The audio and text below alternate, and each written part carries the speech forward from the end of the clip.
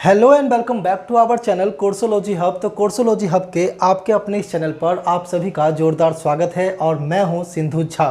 तो आज हमारा टॉपिक जो होने जा रहा है वो कोई पढ़ाई का टॉपिक नहीं है, लेकिन जनरल अवेयरनेस में, पब्लिक अवेयरनेस में एक बहुत ही महत्वपूर्ण टॉपिक होने जा रहा है। और इस टॉपिक के बारे में हम बात करेंगे कि आज आपको पता है कि क्राइम का जो नेचर है वो बदल गया है। क्राइम को मतलब एड्रेस करने का भी नेचर बदल गया है। तो उसी कॉन्टेक्स्ट में आज हम बात करने वाले हैं कि इंटरनेट पर क्या देखने पर आपको जेल की हवा खानी पड़ सकती है। ऐसे कौन से विषय हैं जिसको अगर आपने इंटरनेट पर रात को बैठे बैठे आपके मन में जिज्ञासा जगी और आपने उसको सर्च किया तो आप पुलिस, सरकार और हमारी जो इंटेलिजेंस एजेंसियां हैं जो कि हमारी सुरक्षा का काम करती हैं, उनकी रडार पर आप आ सकते हैं। ना केवल आपको जेल जाना पड़ सकता है बल्कि आपको समाज के अंदर भी भारी मतलब अपनी फजीहत का सामना करना पड़ सकता है। उसके साथ साथ में आपको ऐसी समस्या का सामना करना पड़ सकता है जिसके कारण आप ज़िंदगी में कभी सोच भी नहीं पाएंगे। तो चलिए फिर ज़्यादा देर ना करते हुए आज का सेशन हम लोग स्टार्ट करते हैं। तो जिन लोगों ने भी कोर्सोलॉजी हब को अभी तक सब्सक्राइब नहीं किया हुआ है वो फटाफट से कोर्सोलॉजी हब को सब्सक्राइब कर लें, बेल आइकन को प्रेस करना बिल्कुल ना भूलें ताकि हमारी हर लेटेस्ट वीडियो की नोटिफिकेशन आपको टाइम से मिलती रहे दोस्तों। और हमारा चैनल आपके लिए सोशल मुद्दों के ऊपर और स्टडी के ऊपर और जितने भी most important study related topic होते हैं उसके ऊपर आपको वीडियो मिलते रहते हैं। तो चलिए फिर स्टार्ट करते हैं अपने टॉपिक को ज़्यादा देर ना करते हुए। आज का मुद्दा है हमारा कि इंटरनेट पर क्या देखने पर जेल जाना पड़ सकता है। सबसे पहले हम लोग बात करते हैं चाइल्ड पोर्नोग्राफी की। चाइल्ड पोर्नोग्राफी क्या होता है? आपको पता है कि अभी जो वर्तमान में सरकार चल रही है, मोदी गवर्नमेंट, इन्होंने अभी से कुछ दिन पहले तक 1000 प्लस, याद रखिएगा 1000 प्लस से ज़्यादा पोर्न वेबसाइट को बैन कर दिया था। लेकिन आपको पता है कि जिस तरीके से सरकार लगातार पोर्न वेबसाइट को ब्लॉक करती है उसके हिसाब से लगातार नई नई बाइट बना करके फिर से उसको अपलोड कर दिया जाता है। तो उसके ऊपर सरकार कभी इतना नहीं देखती कि कौन पोर्नोग्राफी देख रहा है कौन नहीं देख रहा है, वो उसका पर्सनल कंसर्न है। क्योंकि सुप्रीम कोर्ट ने भी अपने कहा था कि कोई व्यक्ति अपने बंद कमरे के अंदर क्या करता है या क्या देखता है या क्या खाता है या कैसे रहता है उससे सरकार का लेना देना नहीं है तब तक जब तक कि वो समाज के लिए हानिकारक नहीं हो जाता। लेकिन अगर आप पोर्नोग्राफी की जगह चाइल्ड पोर्नोग्राफी देख रहे हैं, चाइल्ड पोर्नोग्राफी मतलब जो छोटे छोटे बच्चों के साथ कृत्य होते हैं, गलत होता है, तो उसके ऊपर जो हमारी साइबर क्राइम की जो टीम होती है, स्टेट की, सेंट्रल गवर्नमेंट की जो यूनिट होती है, आप उसके रडार पर आ सकते हैं। या फ़ोन होगा वो उस एजेंसी की रडार पर आ जाएगा और वो लोग आपको अपने हिट लिस्ट में रखेंगे कि ये समाज के अंदर या इस एरिया के अंदर ये बंदा है जो चाइल्ड पोर्नोग्राफी को देखता है, यानी कि इसके मन में इस तरह की विचारधाराएं उत्पन्न हो रही हैं। तो हो सकता है कि कल को वो आपको, पहले तो आपको पता भी होना चाहिए कि इस तरह के अगर कोई आदमी चीज़ें देख रहा है तो उसको आजकल गवर्नमेंट मैसेज भी भेज करके मोबाइल पर उसको अलर्ट भेजते हैं कि आप इस तरह की चीज़ें ना देखें या इस तरह से दूर रहें, ताकि वो उस तरह की जो अट्रैक्शन है या उस तरह की जो चीज़ें हैं उससे वो दूर जा सके। लेकिन फिर भी कोई आदमी कंटिन्यू इसमें जा रहा है तो वो हमेशा से जो हमारी सिक्योरिटी एजेंसियां हैं उनके रडार पर रहता है और उसके फंसने के बहुत ज़्यादा चांसेस है। उसको जेल की हवा भी खानी पड़ सकती है और जेल जाने पर सबको पता भी चल जाएगा कि वो किस कारण से जेल गया था। तो उसको समाज का भी जो उसकी सामाजिक प्रतिष्ठा है उसको भी वो खो बैठेगा और जीवन पर्यटन उसको काफ़ी भारी नुकसान का सामना करना पड़ सकता है। तो अगर कोई भी अगर बंदा है जो इस तरह के कृत्य कर रहा है तो उसको अवेयर हो जाना चाहिए। और इस तरह का जो कंटेंट है चाइल्ड पोर्नोग्राफी का, इसको बिल्कुल भी ना देखें, बिल्कुल भी प्रमोट ना करें, बिल्कुल भी शेयर भी ना करें व्हाट्सएप पर, मैसेंजर पर या कहीं पर भी, किसी भी ग्रुप में, किसी भी सोशल मीडिया साइट पर इस चीज़ को ना तो आप शेयर करें, ना तो आप सर्च करें, ना आप किसी को ट्रांसफ़र करें बिल्कुल भी, क्योंकि ये बहुत ही स्ट्रिक्ट है और इसके अंदर जो है बहुत ही ज़्यादा गवर्नमेंट सेंसिटिव तरीके से इसके ऊपर एक्शन लेती है। तो आई होप कि आप अवेयर हो गए होंगे इस पॉइंट को लेकर के। दूसरा है बॉम्ब टेक्नोलॉजी। अगर आप गूगल पर या किसी भी सर्चिंग वेबसाइट के ऊपर बॉम्ब बनाने को लेकर के कुछ सर्च कर रहे हैं कि बॉम्ब को किस तरीके से बनाया जाए, बॉम्ब बनाने के लिए क्या क्या टेक्नोलॉजी यूज़ की जा सकती है, बम को बनाने के लिए कौन कौन से इक्विपमेंट्स की ज़रूरत होगी। अगर आप इस तरह की कोई भी चीज़ें सर्च कर रहे हैं तो आप फिर से जो है वो हमारी नेशनल जो सिक्योरिटी एजेंसीज़ हैं उनके रडार पर आ सकते हैं और वो आपको ले जा कर के और अपने यूनिट सेल में पूछताछ कर सकते हैं कि आपने बम बनाने की टेक्नोलॉजी, या फिर इसके अंदर आप ये भी जान लीजिए कि बम के साथ साथ जहर यानी कि पॉइज़न, अगर आप किसी भी प्रकार का पॉइज़न बनाने की जो टेक्नोलॉजी है इसके बारे में भी अगर आप सर्च कर रहे हैं तो भी आपको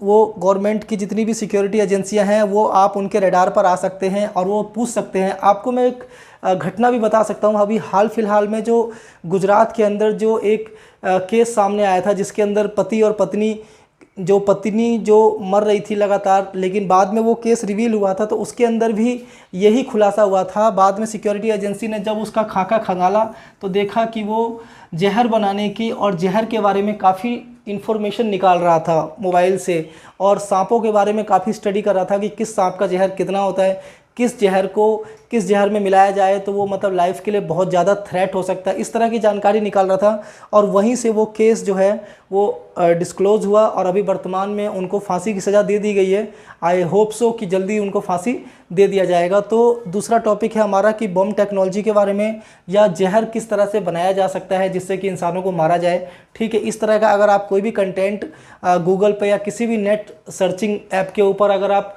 उसको सर्च कर रहे हैं तभी भी आपको जेल जाने का या आपको नौबत आ सकती है। तीसरा है national security issues. National securities issues के ऊपर क्या है कि अगर कोई भी ऐसे मुद्दे हैं जो देश के लिए जो है मतलब थ्रेट हो सकते हैं, जैसे कि हमारे पास आर्मी कितनी है, हमारे पास इक्विपमेंट्स कितना है, हमारे पास पुलिस के अंदर जो औजार हैं मतलब जो भी मतलब वेपन्स वगैरह हैं वो कितना है, हमारे रेडार कितना। अगर आप इस तरह की इन्फॉर्मेशन एक तो ग्राउंड पे भी ले रहे हैं, ऊपर से नेट का भी सहारा ले रहे हैं, और इस तरह की अगर आप नेशनल सिक्योरिटी से जुड़े हुए मुद्दों को अगर आप नेट के ऊपर लगातार सर्च करें, जैसे अफजल गुरु के बारे में भी देखा गया था कि जिस समय वो दिल्ली के अंदर जब वो आया और वो लाल किला, इंडिया गेट और राष्ट्रपति भवन के आसपास घूमता था, उससे पहले वो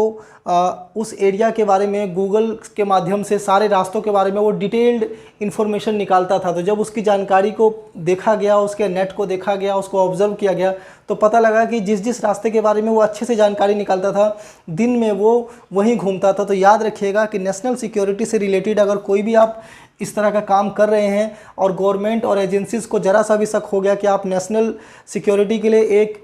ख़तरा बन सकते हैं, तो भी आपको जेल की हवा खानी पड़ सकती है। हमारा चौथा है, आजकल आपको पता है कि देश के अंदर कैसा माहौल बना हुआ है और देश के अंदर हिंदू मुस्लिम के बीच में अभी बहुत ज़्यादा मतलब हेटरेट हो रहा है। मुस्लिमों के साइड से भी बहुत हेटरेट देखा गया कि जुम्मे की नमाज़ के बाद किस तरीके से उन लोगों ने पत्थर चलाए। ठीक है, लेकिन उसमें ये भी देखा गया कि हिंदू पक्ष के द्वारा भी बयानबाजी हुई, मुस्लिम पक्ष के द्वारा भी बयानबाजी हुई, जिससे कि अभी हिंदू मुसलमान के बीच में काफ़ी हेटरेट जो हो रहा है। लेकिन इस हेटरेट के अंदर लोग क्या करते हैं, सोशल मीडिया साइट के ऊपर जा कर के वो लगातार उस तरह के पोस्ट को शेयर करते हैं। व्हाट्सएप ग्रुप के अंदर हेटरेट स्पीच के हेटरेट पोस्ट वगैरह जो होते हैं उसको शेयर करते हैं। उसके अलावा गूगल के ऊपर उस तरह के कंटेंट को ढूंढते हैं और ढूंढने के बाद में वो उसको डाउनलोड करते हैं, फिर उसको फैलाते हैं। तो अगर आप अपनी तरफ से कोई हेट स्पीच दे रहे हैं, किसी को प्रोवोक कर रहे हैं, या फिर आप किसी के द्वारा हेट स्पीच दिया गया है और उसको आप डाउनलोड कर रहे हैं, उसको शेयर कर रहे हैं, उसको सोशल मीडिया पर भेज रहे हैं, उसको हज़ारों लोगों को ग्रुप के माध्यम से भेज रहे हैं, तो भी सिक्योरिटी एजेंसीज़ आपको ट्रेस करेगी और हो सकता है तो आपको वो पकड़ करके जेल की हवालात के अंदर आपको हवा खिला सकती है। तीसरा है कि बैंक फ्रॉड को लेकर के आपको पता है आजकल इसके ऊपर मैं एक कंप्लीट वीडियो भी बनाने वाला हूं लोगों को अवेयर करने के लिए कि किस तरीके से आजकल बैंक फ्रॉड लगातार हो रहे हैं। और अब आपको पहले पता है कि पहले कॉल होती थी, उसके बाद OTP मांगा जाता था, लेकिन अब लिंक्स भेजे जा रहे हैं, अब वॉइस मैसेज भेजे जा रहे हैं, अब जो है रिकॉर्डिंग मैसेजेस भेजे जा रहे हैं, अब जो है बाइट्स भेजे जा रहे हैं, अब जो है अलग अलग तरह के जो लिंक्स हैं उसको भेजा जा रहा है कि आपको इतना पैसा मिला है तो इस पर क्लिक करिए। उसके ऊपर मैं कंप्लीट वीडियो बनाऊंगा कि किस किस माध्यम से आजकल जो है वो फ्रॉड करने का सोच रहे हैं लोग। आजकल गवर्नमेंट जॉब का झांसा देने के लिए भी लोग मतलब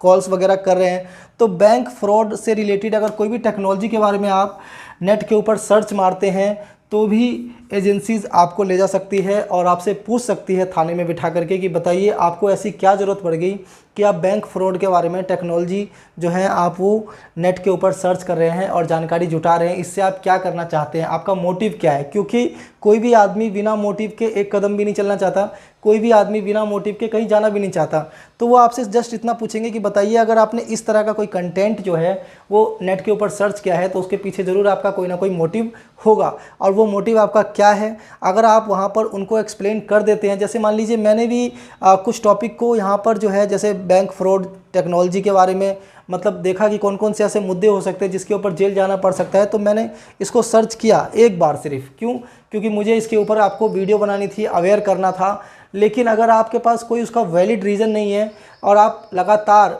एक दो बार से नहीं, लेकिन अगर आप लगातार इसके ऊपर सर्च कर रहे हैं और सिक्योरिटी एजेंसीज आपके ऊपर ऑब्जर्वेशन बनाई हुई है कि हाँ ये आदमी जो है या ये XYZ पर्सन जो है लगातार इसके अंदर इन्वॉल्व है और उस तरह की गतिविधियों के अंदर वो है,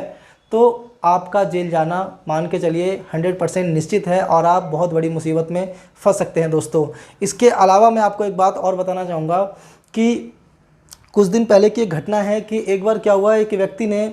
IRCTC को एक ट्विटर के ऊपर ट्वीट किया कि जब भी मैं कोई भी चीज़ IRCTC के ऊपर बुकिंग करता हूं तो मुझे साइड में मतलब एडल्ट जो एडवर्टीज़मेंट होती है वो देखने को मिलती है। तो कृपया करके IRCTC से रिक्वेस्ट है कि वो इस तरह के जो एडल्ट एडवर्टीज़मेंट है वो ना दे, क्योंकि जब मैं बुकिंग्स वगैरह के काम करता हूँ तो मेरी बेटी, मेरी बीवी और भी जो मेरे कलीग्स वगैरह हैं वो मेरे साथ रहते हैं। तो IRCTC ने रिप्लाई दिया कि हम अपनी तरफ से गूगल एडसेंस के द्वारा कोई भी ऐड नहीं चलाते।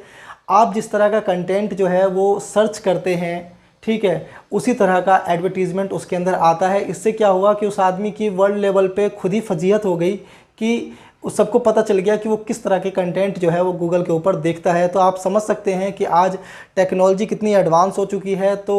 मेरी आपसे यही एडवाइस रहेगी, जितने भी मेरे व्यूवर्स हैं और वो भी दूसरों को अवेयर करें इसके बारे में कि वो इस तरह के कंटेंट से नेट के ऊपर बिल्कुल बच कर रहें और इस तरह का कंटेंट ना देखें। आई होप कि आपको ये सेशन पसंद आया होगा। टॉपिक भले बड़ा इजी सा था, लेकिन ये है कि समाज के अंदर जो है हमें अवेयरनेस फैलाने का भी काम करना चाहिए। तो आई होप कि आपको आज का सेशन अच्छा लगा होगा। अगर अच्छा लगा हो तो चैनल को लाइक, शेयर और सब्सक्राइब करना बिल्कुल ना भूलें और बेल आइकन को दबाना ना भूलें, ताकि हमारी हर लेटेस्ट वीडियो की नोटिफिकेशन आपको टाइम टू टाइम मिलती रहे। थैंक यू सो मच हमारे साथ जुड़े रहने के लिए।